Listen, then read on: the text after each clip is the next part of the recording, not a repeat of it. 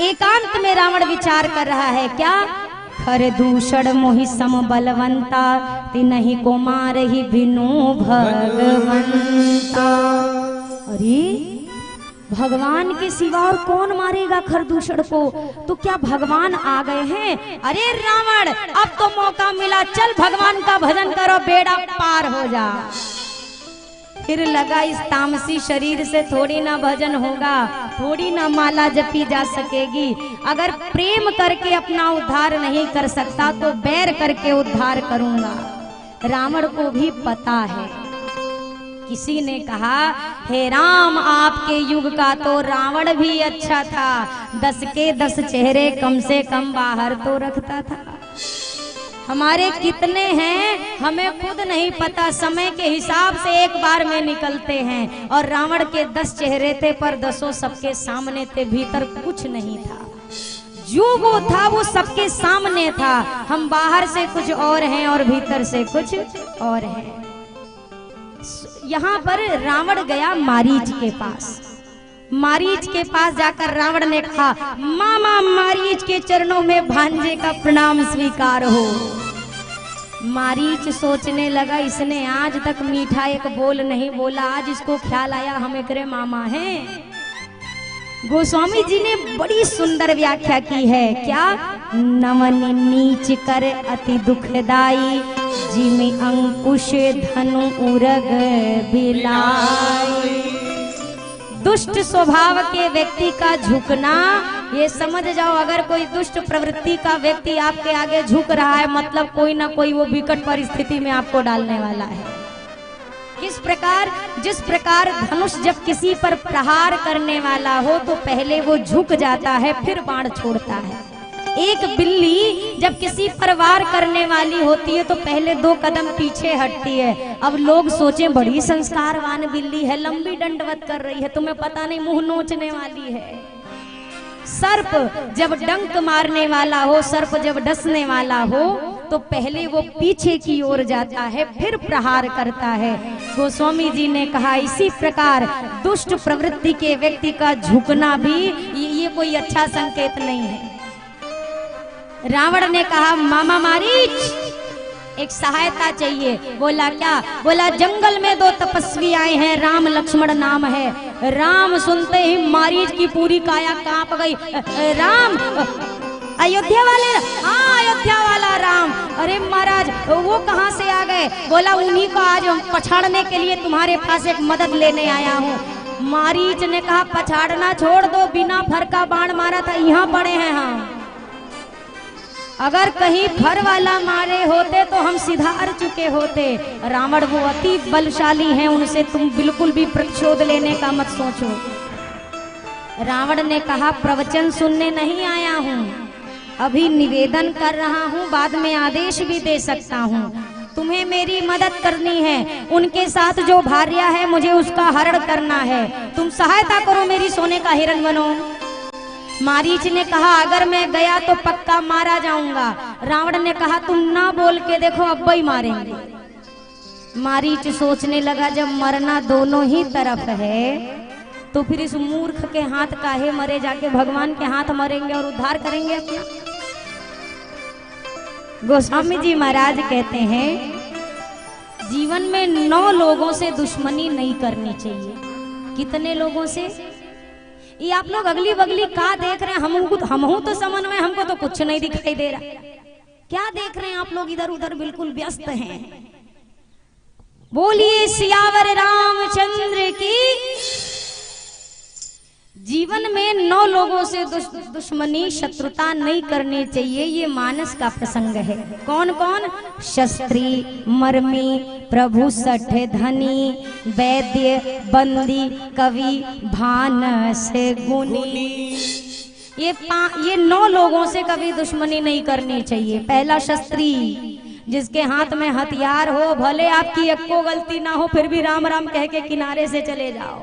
अकड़े रहेंगे, ठोक देगा तो सीधा के लिए भगवान से मिला। मर्मी, जो आपका भेद जानता हो, जिसको आपका सीक्रेट पता हो, उससे भी मत बहसिए। कहाँ पोल खोल देगा आपको पता भी नहीं पड़ेगा। शस्त्री मर्मी प्रभु जो हमसे श्रेष्ठ हैं, स्वामी से कभी नहीं बैर करना चाहिए। सठ, अब मूर्ख से जो दुश्मनी करे तो वो खुद ही मूर्ख है। शस्त्री मर्मी प्रभु सठ, धनी पैसा वाले से तो और मत करना, रातों रात टेबल के नीचे से फाइल बदल जाएगी, तुम सर पटकते रह जाओगे भैया। शस्त्री मर्मी प्रभु सठ, धनी। इसके बाद आए वैद्य। यहाँ कोई डॉक्टर साहब हो तो बुरा नहीं मानना, हम आपकी बात नहीं कर रहे हैं, हम मानस की बात कर रहे हैं। डॉक्टर साहब से भी कोई बैर नहीं लेना चाहिए, अगर इंजेक्शन बदल गया तो। वैद्य, बंदी। पहले के समय में यशगान करने वाले बंदी जन हुआ करते थे, इनसे बैर ना करे। वैद्य, बंदी, कवि। जहां ना पहुंचे रवि वहां पहुंचे कवि। अब हमसे आप बैर ठान के देखो, कल का आधा प्रसंग आपका रहेगा। मजाक कर रहे हैं, कवि हम कवि थोड़ी ना है। कवि से कभी बैर ना करे, कोने मंच पे आपकी कविता पढ़ दे आप वो नहीं जान पाएंगे। कवि, भानस गुनी अर्थात रसोईया, भोजन बनाने वाले से भी बैर। सफेद नमक की जगह सफेद चूरन डाला तो सीधा आत्मा और परमात्मा का मिलन एक दिन में होगा। गोस्वामी जी ने लिखा है, इन 9 लोगों से शत्रुता मत करो। रावण शस्त्री भी है, मर्मी भी है, प्रभु भी है, सठ भी है, धनी भी है, 5 तो इसके अपने पास है। मारीच ने सोचा इससे बैर करना उचित नहीं है, इसीलिए मारीच ने सोचा भगवान के पास जाऊंगा, मैं सोने का हिरण बनूंगा। बताओ, दुनिया भगवान के पीछे भागती है, वो भगवान मेरे पीछे भागेगा। मैं भागता रहूंगा, फिर रुक जाया करूंगा, एक बार फिर देखा करूंगा मरने से पहले, फिर भागूंगा, फिर देखूंगा, और कितना सुंदर वह पल होगा। ये सोचते सोचते मारीच पहुंचा सोने का हिरण बनने, और बनकर जब पहुंचा। अच्छा, राम जी के साथ जो सीता मैया है इस वक्त, ये असली सीता जी हैं कि प्रतिबिंब सीता जी हैं? ये प्रतिबिंब है। रावण के आने के पूर्व ही प्रभु जब युद्ध आदि प्रारंभ होने लगा, राघव जी ने वास्तविक सीता मैया को अग्नि में प्रवेश करा दिया था। तुम पावक मह करहु निवासा, मेरी वास्तविक मैया अग्नि के भीतर है। क्यों है? क्यों है जानते हैं? रावण मैया को हरने आया है ना। वास्तविक सीता जी को क्या रावण स्पर्श भी कर सकता है? आपको याद है कि धनुष टूटा था तो विवाह हुआ था। शंकर जी का ये जो धनुष है, मेरी किशोरी मैया 6 वर्ष की थी मात्र। एक दिन खेल खेल में पहुंची धनुष की पूजा करने के लिए, देखा धनुष के चारों तरफ तो साफ सफाई है, पर धनुष के नीचे का स्थान अभी उतना स्वच्छ नहीं है। माँ ने बाएं हाथ से धनुष उठाया और दाहिने हाथ से पूरा बढ़िया अच्छे से सफाई करके धनुष वापस रख दिया। जनक जी ने देखा, बुलाकर पूछना शुरू किया, ये धनुष के नीचे का स्थान किसने स्वच्छ किया? पता चला कि ये तो वैदेही ने किया है। उसी दिन जनक जी को समझ में आया कि मेरे घर में जिनका जन्म हुआ है, जो आई हैं, वो कोई साधारण पुत्री नहीं, वो आदि शक्ति है। अगर आदि शक्ति एक कर से इन्होंने धनुष उठा लिया तो मैं प्रण लेता हूँ कि जो भी यहाँ पर राजकुमार इस धनुष को उठाकर प्रत्यंचारोपण करेगा, उसी के हाथ में मैं अपनी वैदेही का हाथ दूंगा। और इसी धनुष को ना रावण उठा पाया था, ना बाणासुर, ये सब छू भर नहीं पाए थे और हार के चले गए थे। तो जरा विचार करिए, मेरी माँ के उठाए धनुष को जो रावणवा नहीं उठा पाया, वो हमारी माँ को उठा पाएगा? वो मेरी माँ का स्पर्श कर सकता था। इसीलिए राघव जी ने कहा, वैदेही, अगर रावण स्पर्श भी आपको करेगा तो जलकर भस्म हो जाएगा, इसीलिए आप वास्तविक स्वरूप में अग्नि में निवास करो। और यहाँ से माँ की प्रतिछाया राघव जी के साथ। मारीच आया सोने का मृग बनकर, माया सोना है इसके आगे जब सब जगत खिलौना, और कितने लोगों को जीवन भर सोने दिया ना सोना। मारीच जब आया, राघव जी से मैया ने कहा, मुझे यह मृग चाहिए। आगे बढ़ चली। सोचो, राम जी मायापति हैं, सियाजू साक्षात माया हैं, और मायापति और माया के सामने ही यह मारीच माया का मृग बन के आया है। राम जी दौड़ने लगे उसके पीछे और वह भाग रहा है। मेरा आप सभी से एक प्रश्न है, एक सवाल है।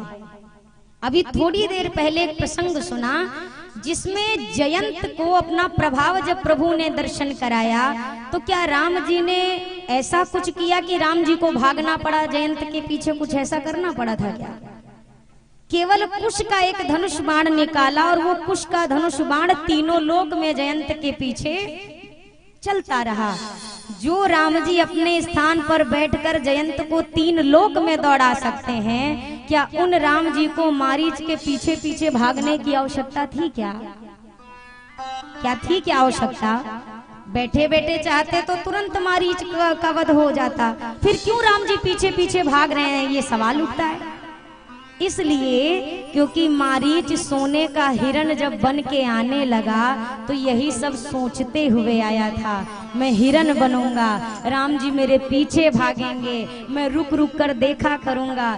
हम और आप कहते हैं भगवान अपने भक्तों की भावना नहीं सुनते, अरे मेरे राघव जी तो असुर तक की भावना का ख्याल रखते हैं, और हम कहते हैं भगवान हमारी नहीं सुनता। मारीच के भावों को पूर्ण करने के लिए जो जो मारीच ने विचार किया था प्रभु वो सब कर रहे हैं, उसके पीछे भाग रहे हैं। मारीच भाग कर रुक जाता है, खड़ा होता है। किसी ने मारीच से कहा या तो भाग लो या तो रुक जाओ, भाग भी रहे हो रुक भी रहे हो। मारीच ने कहा कि भाग रहा हूँ भाग्य के वश होकर, रुक रहा हूँ भाव के वश होकर। मेरा भाग्य है भागना, नहीं भागूंगा तो रावण मारेगा। और भाव कहता है अरे मारीच शायद अब तुझे बाण लगने वाला है रघुनंदन का, मरने के पहले एक बार और निहार ले। फिर मैं भागता हूँ, सोचता हूँ अब मैं शायद मर जाऊंगा, एक बार और निहार ले। इसीलिए मैं भाग रहा हूँ और मुड़कर देख रहा हूँ। और जब प्रभु का बाण लगा मारीच को, मारीच जोर से चिल्लाया हा लक्ष्मण, और धीरे से कहा राम, और उसने प्राण त्याग दिया। प्राण त्यागे इधर रावण मैया को लेकर गया। कई लोग प्रश्न करते हैं कि रावण मैया को किस दृष्टि से देखता था, वो विवाह करना चाहता था आदि आदि। पर यहाँ पर इस प्रसंग में बड़ी स्पष्टता के साथ गोस्वामी जी ने लिखा है, सुनत बचन 10 शीश रिशाना, मन महु चरण बंदी सुख माना। रावण मेरी माँ वैदेही को हरने से पहले उसने मैया के चरणों में मन ही मन प्रणाम किया। ये प्रसंग संकेत देता है कि रावण के मन में भी माँ के प्रति कोई ऐसा नहीं, उसने जो किया अपने कल्याण के लिए किया। क्योंकि अगर कोई व्यक्ति किसी से विवाह करने की इच्छा रखेगा तो प्रणाम नहीं करेगा। मन महु चरण बंदी सुख माना, बाहर से माँ के शब्दों को सुनकर क्रोध का अभिनय किया, मन ही मन माँ के चरणों में प्रणाम करके मानो रावण कह रहा है माँ अगर यहाँ पर राघव जी मेरा वध कर दे तो केवल मैं मुक्त होऊंगा, जब तक आप मेरे साथ मेरी नगरी नहीं चलोगी तब तक बाकी मेरे पूरे परिवार का उद्धार होने वाला नहीं है। इसीलिए आपको लेकर मैं चलूं। ले जाने लगा तो मार्ग में श्री जटायु जी ने देखा, रे रे दुष्ट ठाड़ किन होई, अरे दुष्ट कहाँ लेकर मेरी पुत्रवधू को जा रहा है, ठहर जा अभी तुझे बताता हूँ। प्रारंभ में तो रावण डरा, लेकिन जब जटायु जी निकट आए तो जोर से हंसा, अरे ये तो बूढ़ा जटायु है, ये मेरा क्या बिगाड़ेगा। अपनी खड्ग निकाली, दोनों परों को काट दिया और जटायु जी धरा पर आकर गिरे हैं। पंख कट गए, रक्त की धारा बह रही है, पर जटायु जी ने प्राण नहीं त्यागे हैं। क्यों? मानो जटायु जी ने मृत्यु देवी को भी सावधान किया है, सावधान मृत्यु देवी, जब तक मैं अपने रघुनंदन को अपने पुत्र वधू की खबर ना दे दूं तब तक मेरा स्पर्श भी मत करना। राघव जी आए, जटायु जी को जैसे देखा उठाकर गोद में अपने उनका शीश रखा। प्रभु रोने लगे जटायु जी की इस स्थिति को देखकर। जटायु जी ने कहा, राघव मुझे क्षमा करना, मैं पुत्र वधू की रक्षा न कर सका। रावण दक्षिण दिशा की ओर लेकर चला गया है पुत्र वधू को, मेरे पंख काट दिए, मैं न बचा पाया। राघव जी ने कहा, तात आप उसकी चिंता न करें, आप बिल्कुल निश्चिंत रहिए, आप ना अपने प्राणों को भी कुछ दिन और रखें। श्री जटायु जी ने जब यह शब्द सुने, राघव जी से कहा, नंदन मृत्यु के समय आपका नाम भी बड़े बड़े ऋषि मुनियों के मुख में आना दुर्लभ होता है, और मेरे सन्मुख साक्षात राम खड़े हुए हैं, तो आपके अलावा और मुझे क्या प्राप्त करना है जो मैं प्राण रखूं, और किस चीज को पाने की आवश्यकता है मुझे। जटायु जी ने कहा, अब मैं जाना चाहूंगा। अच्छा, इच्छा मृत्यु का वरदान तो भीष्म पितामह को मिला था कि जब चाहेंगे तब उनके प्राण उनकी इच्छा अनुसार निकलेंगे, लेकिन यहाँ पर जटायु जी को भी आप देखो तो क्या किसी इच्छा मृत्यु के वरदान से कम है क्या? अंतर लेकिन दोनों का आप बहुत स्पष्ट देख सकते हैं। क्या वहां भीष्म पितामह को बाणों की शैया मिली थी, यहाँ जटायु जी को प्रभु के गोद की शैया मिली है। वहां पे भीष्म पितामह रो रहे थे, कन्हैया मुस्कुरा रहे थे, यहाँ पर जटायु जी मुस्कुरा रहे हैं और भगवान आंसू बहा रहे हैं।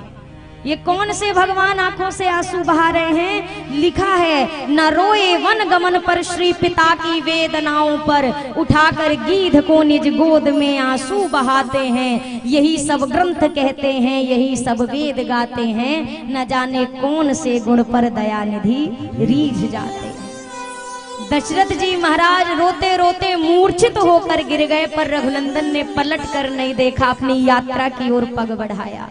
लेकिन आज वही रघुनंदन जटायु जी की स्थिति को देखकर आंखों से नीर बहा रहे हैं। और तो और लिखा है, जटायु की धूल जटाओं से झाड़ी, अपनी जटाओं से जटायु जी के तन की धूल को साफ किया है मेरे रघुनंदन ने। जटायु जी से कहा, प्राण रखो।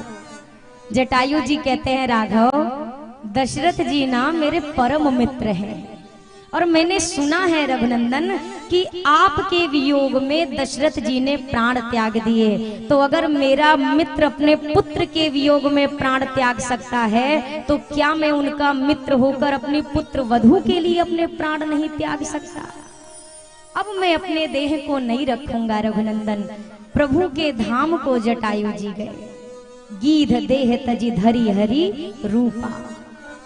जटायु जी प्रभु धाम को गए, प्रभु ने अपने स्वकरों से सारे विधि विधान को संपन्न किया, आगे बढ़े हैं। अब आगे बढ़ने पर जरा विचार करो, जहां कल 22 जनवरी को आप और हम हिंदुओं के भक्तों के 500 वर्ष की प्रतीक्षा पूरी होने वाली है, वहीं पर आज राम कथा में किसी की 77 वर्षों की प्रतीक्षा